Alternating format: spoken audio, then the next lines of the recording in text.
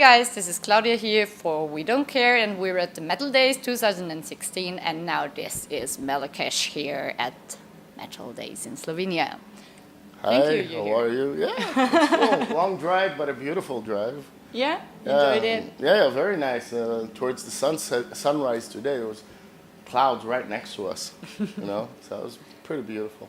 Cool. Mm-hmm. At the beginning, you were asking me about this microphone. Yes, it is this one here. Yeah, AKG C1000, but this one's S. I don't know. Yeah, it's because I can switch it on and off, and it's cool. So, but you use that for singing, actually? Well, actually, it's funny.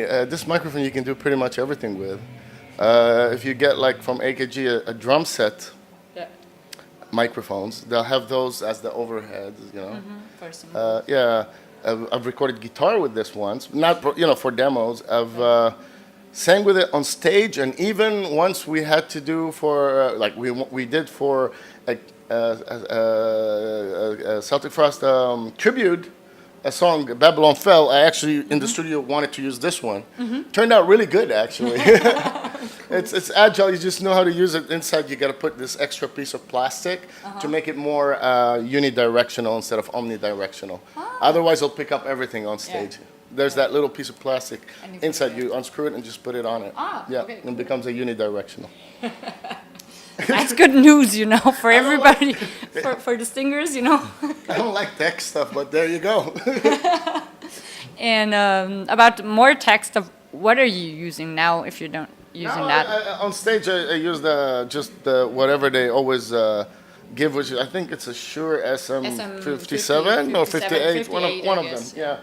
And in the studio, I remember one of the albums they used they brought me a super fancy microphone. I think it was a Telefunken or something with a stand and the weight, and they're like, this costs this much, and Frank Sinatra used it. I'm like, whoa, we can't use that.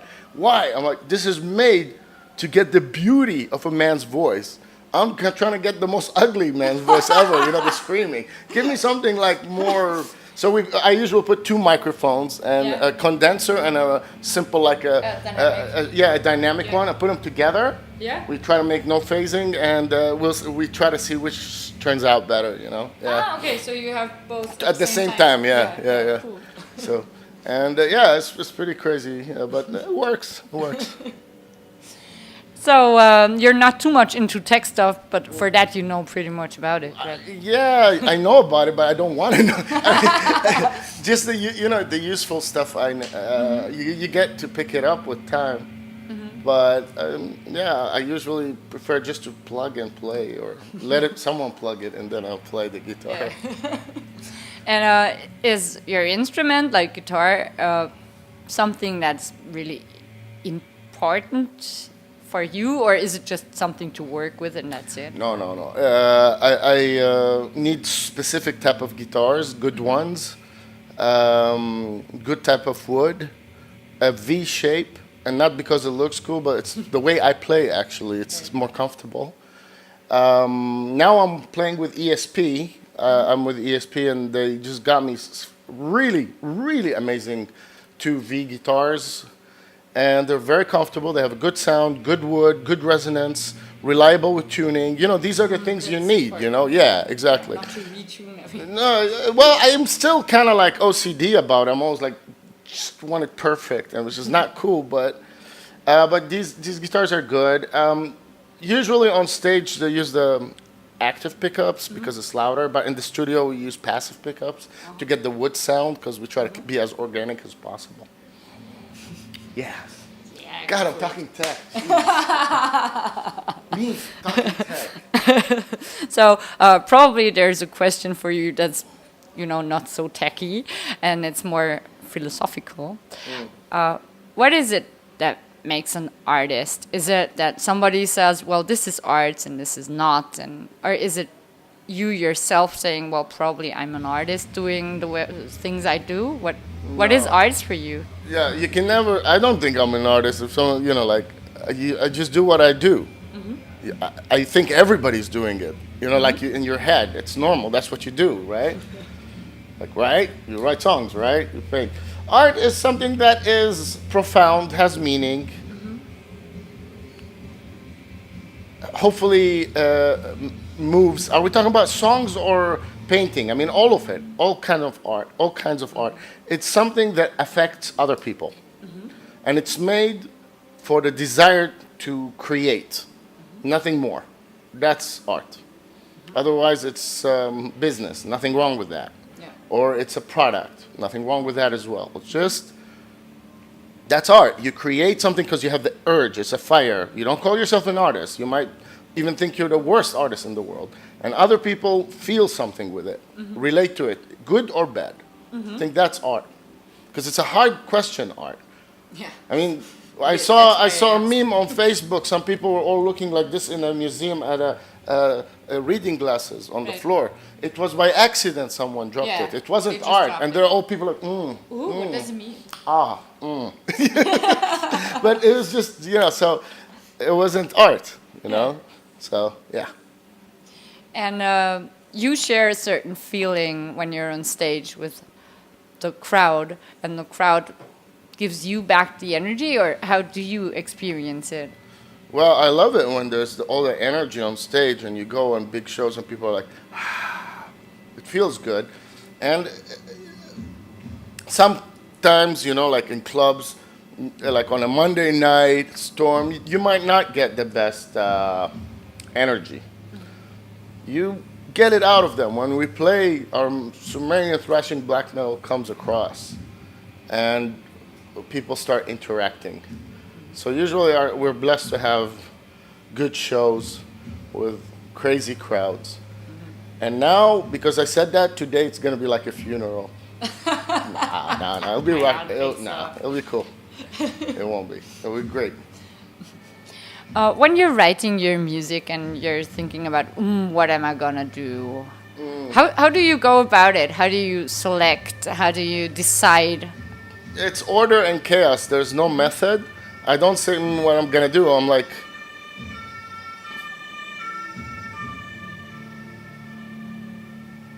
okay. No.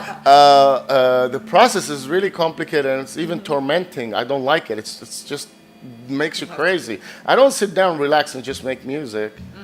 At first, I'm like, how am I going to start writing? I'm playing live a lot. You're in a different mood. But then, actually, with the years, I start getting more confident. Just relax and try to play. But usually, I would be more, it's not good enough. It's not good enough. But then it became like, wait a minute, just make music. Let it come out. And that's how it kind of starts with guitar riffing. I have to spend a lot of time playing guitar, which I don't spend enough time playing guitar. I should. Yeah, I got to play a lot of guitars till you get not a good sound, but a good feeling. Yeah. Because a good sound, like you could do it, it sounds mechanical. But I need a good feeling, like in my stomach, when you feel something heavy. Or a scenario, you start seeing pictures in the head like a film. And that's one of the coolest things ever because you start seeing the coolest images. And then it develops, you start putting in your head the drum patterns and et cetera, then becomes a song. But we leave always empty, like things undone till the studio to keep it like last minute ad hoc. Like I'm like, just plug the guitar, make leads or sounds. And I don't know why, it gives it that authentic, real feeling that comes instinctively and I like it. But rhythm guitars usually is, done.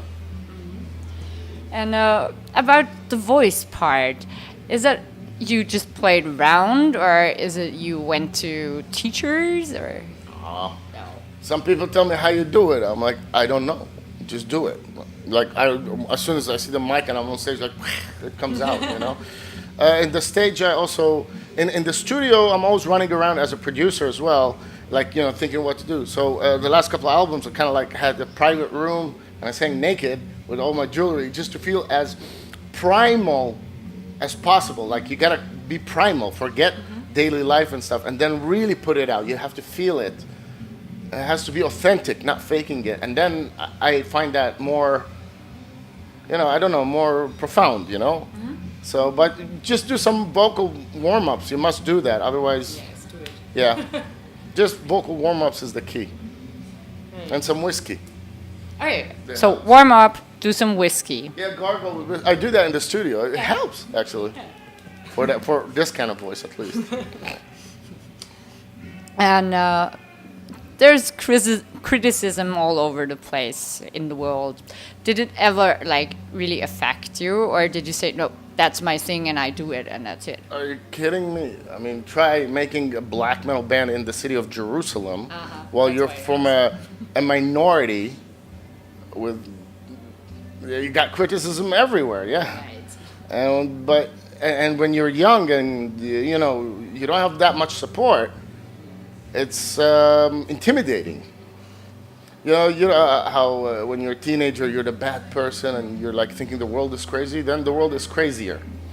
Seems crazier. Everybody was just like paying attention that it's not good. Not everybody, a lot of people. Well, we kept doing it and it made us want to do it better. No one massaged us. No one, you take an instrument or talk about your feelings. None of that's like, fuck you, stop doing that. There were a few people that kind of helped and said, no, don't listen to anyone. But in general, it wasn't easy in the beginning.